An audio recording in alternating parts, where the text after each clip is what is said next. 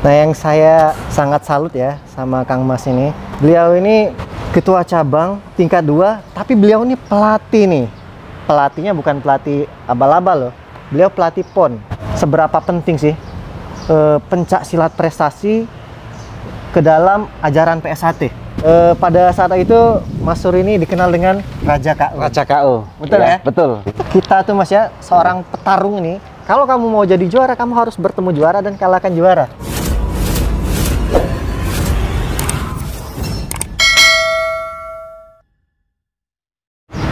Assalamualaikum warahmatullahi wabarakatuh. Salam pencak silat, salam persaudaraan. Kembali lagi dengan saya Denny Aprisani dalam channel YouTube Denny WW.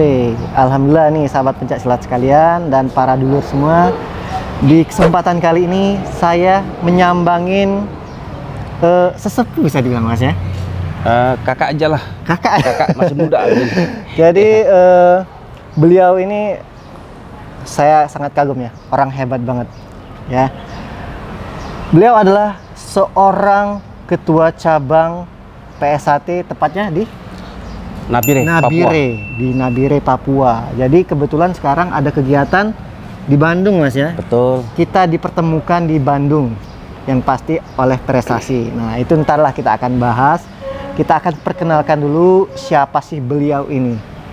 Perkenalkan dulu Kang Mas namanya. Baik. Assalamualaikum warahmatullahi wabarakatuh. Waalaikumsalam warahmatullahi wabarakatuh. Shalom, selamat siang dan salam sejahtera bagi kita semuanya.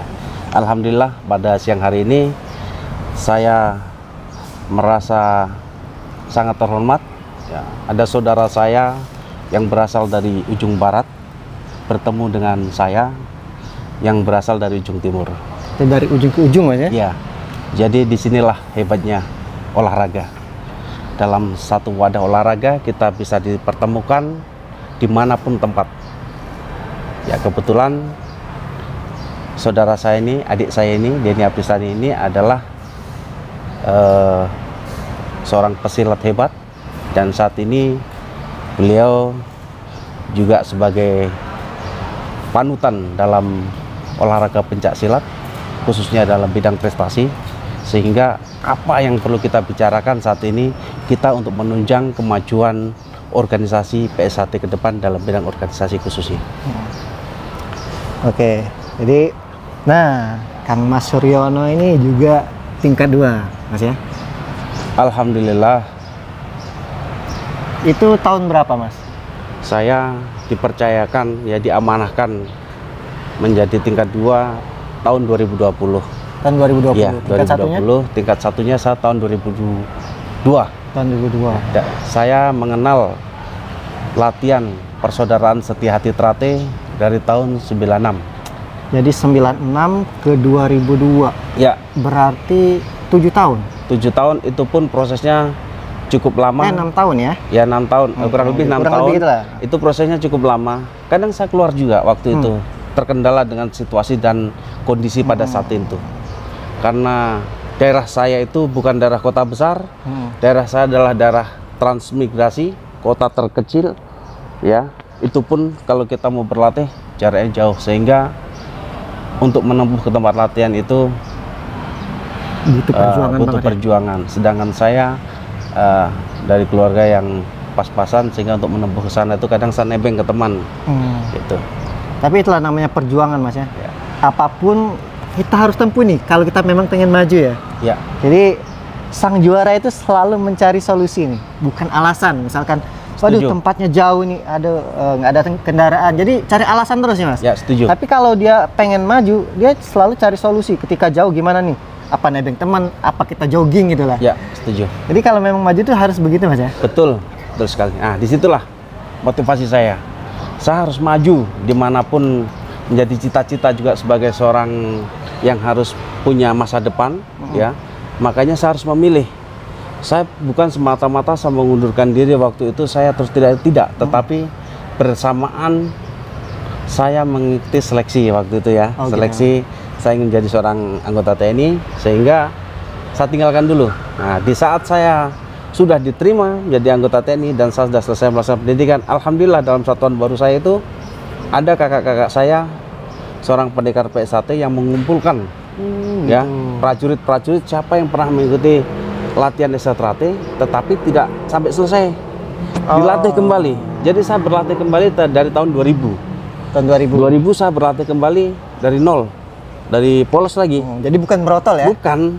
Lanjut Jadi, dari awal lagi. Dari awal lagi. Prosesnya dari keren. awal lagi sampai 2002 alhamdulillah saya disahkan menjadi warga Persaudaraan Setia-Hati Trate tingkat satunya. Berarti ini disahkan ketika pada saat itu menjadi TNI Mas ya? Ya, siap. Menjadi TNI. Itu di Papua ya? Itu di Papua, di cabang Jayapura. Di cabang Jayapura. Iya, di cabang Jayapura. Nah, disitulah saya mulai merintis awal karir saya menjadi seorang baik pesilat ajaran kita PSAT ataupun dari prestasinya. Prestasi. Ya. Oke. Nah, yang saya sangat salut ya sama Kang Mas ini. Beliau ini di ajaran dia mumpuni nih. Nah, yang sangat jarang nih Mas ya.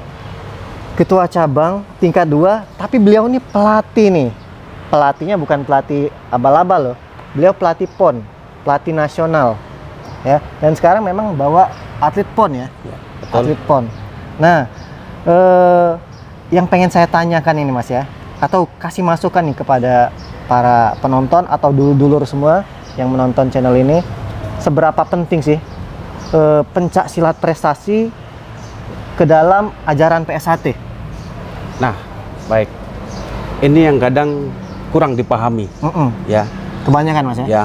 Jadi seorang pendekar PSAT itu, kalau kita terkungkung dalam suatu ajaran saja, kita tidak memahami bahwa Esatrate ini adalah sebuah organisasi pencak silat yang notabene merupakan suatu historis bangsa Indonesia sendiri. Apalagi sudah dipatenkan kan di UNESCO kan ya itu.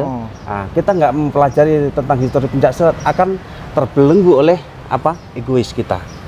Itu yang pertama. Yang kedua, bahwa kita harus menyadari juga ya bahwa PSHT salah satu merupakan 10 perguruan historis yang merupakan pendiri daripada Ikatan Pencak Silat Indonesia. Bagaimana kita tidak mengikuti dan mengembangkan di dunia prestasinya, sedangkan PSAT sendiri merupakan pendiri daripada IPSI itu sendiri. Nah, di sini perlu pemahaman sebenarnya, saudaraku, ya. Di sini perlu pemahaman. Kalau kita terkungkung dengan aku, ya, dengan aku tidak akan pernah maju. Itu pentingnya kita mempelajari prestasi juga kita pelajari, ajaran Esatrate juga kita ajari. Jangan ditinggalkan. Iya, karena ajaran Esatrate yang akan menuntun kita ya dalam kehidupan menuju keabadian nanti. Jadi memang orang PSAT itu harus mencari ilmu sebanyak-banyaknya Mas ya. Jangan kita merasa hanya wah saya sudah cukup di sini doang nih. Setuju. Padahal pada dasarnya nih dasar-dasar di PSAT itu udah lengkap di prestasi ya. Tinggal kita mengembangkan aja sebenarnya Mas ya. Setuju. Padahal sama aja sih, cuman kita harus mengembangkan bagaimana cara ngelatih ini. Dan satu hal lagi nih, kenapa kita harus belajar pencak silat prestasi ya? Ya biar kita tahu cara ngelatih juga Mas ya. Ini kadang kebanyakan nih Mas ya. Siapa aja nih, bukan dari PSAT aja, mungkin dari organisasi lain juga. Ketika dia nggak mengenal pencak silat prestasi atau yang olahraganya, dia ini ngelatihnya ngasal nih. Jadi taunya keras, tapi keras itu nggak mendidik nih. Betul. Padahal kita tuh boleh aja nih keras aja, tapi keras itu memang bermanfaat.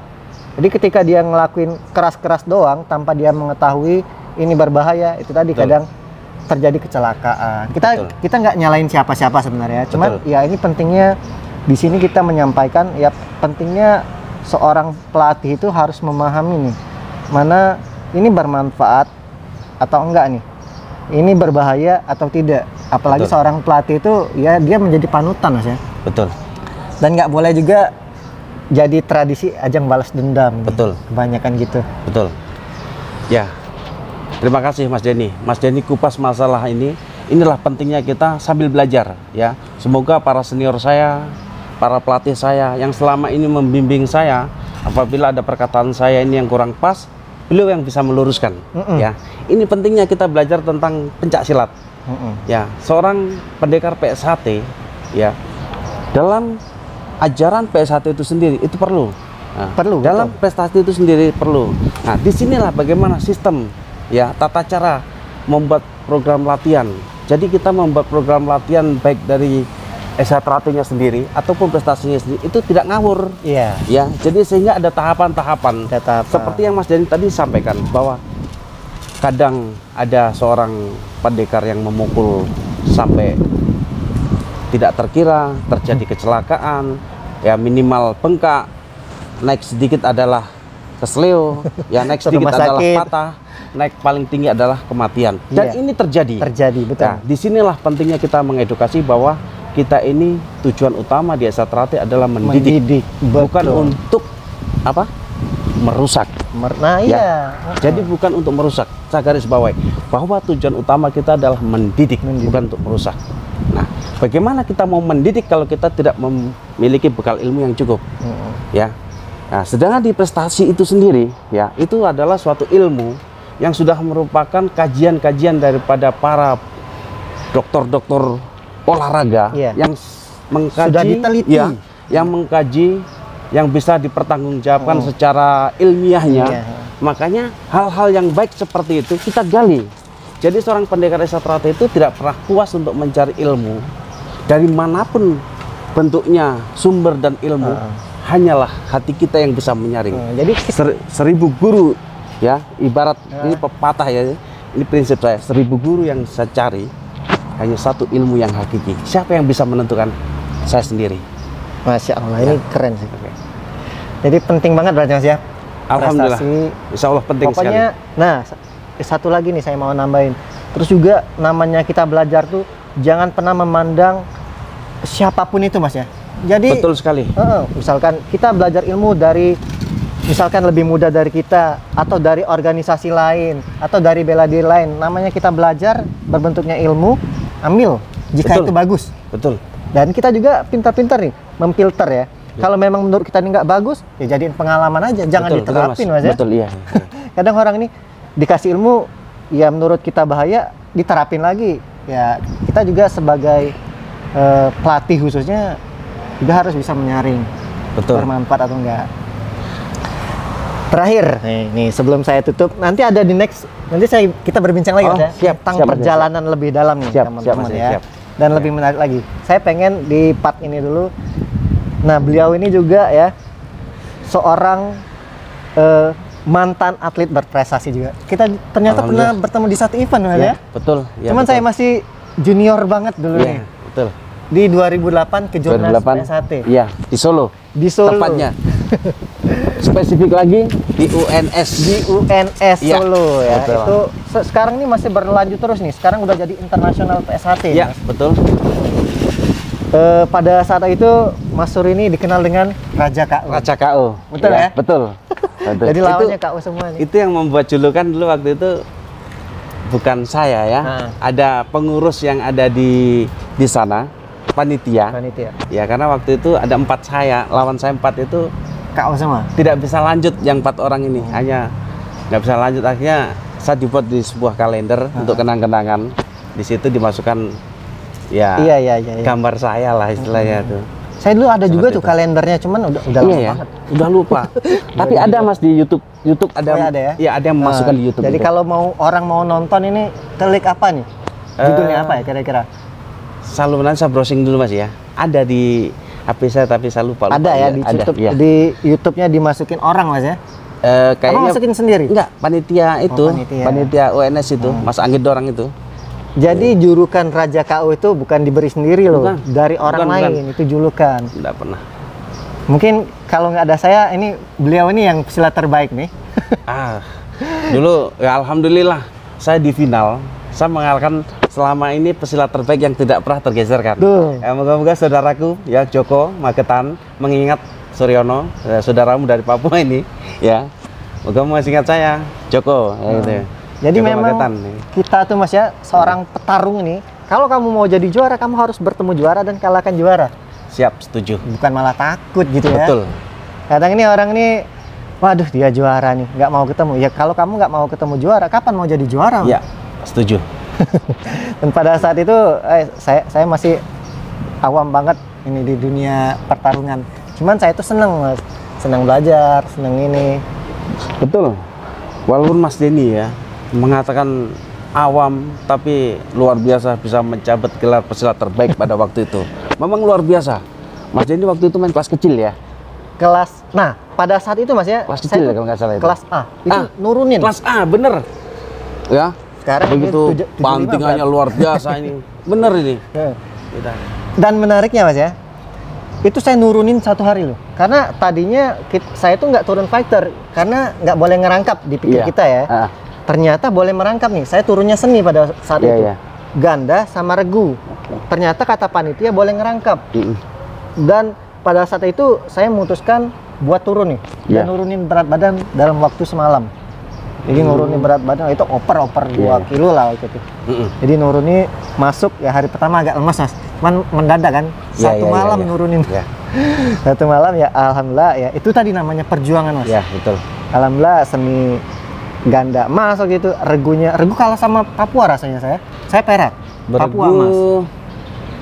Iya kan, saya lupa Mas saya. Iya, Udah terlalu lama Mas saya, lupa saya. Singkat saya nih ya. Saya Karena lupa. saya ingat saya waktu itu pertama kali ya Papua turun dalam event kejurnas PSHT Cup yang ada di Solo ya. Itu orang pada kaget ya. Kita Gebrakannya mendapatkan 4 atau 5 medali emas waktu itu Papua ya. Makanya kaget di situ. Kemarin dapat juara umum berapa? Waktu itu kita tidak menjadikan salah satu nama Papua, tetapi kita membawakan pencar-pencar jadi ya. Tapi orang Papua di situ. Orang Papua semuanya. Kalau dikumpulin bisa dapat juara umum ya? Kalau dikumpulin 5 emas dapat juara umum itu. Padahal juara umumnya kita nih. Ya. Iya. Juara umumnya kami nih. Dapat 3 emas kalau nggak salah itu. Ganda 3 kalau nggak salah itu. Seingat saya. Ya pokoknya kita tuh orangnya dikit, cuman ngerangkap-rangkap nih Mas. Oh iya. Jadi sebenarnya bisa nih kalau digabungin bisa juara umum. Kalau kita dulu waktu itu mengambil Papua atas nama Papua tidak terpencar, ya kita juara umum waktu itu.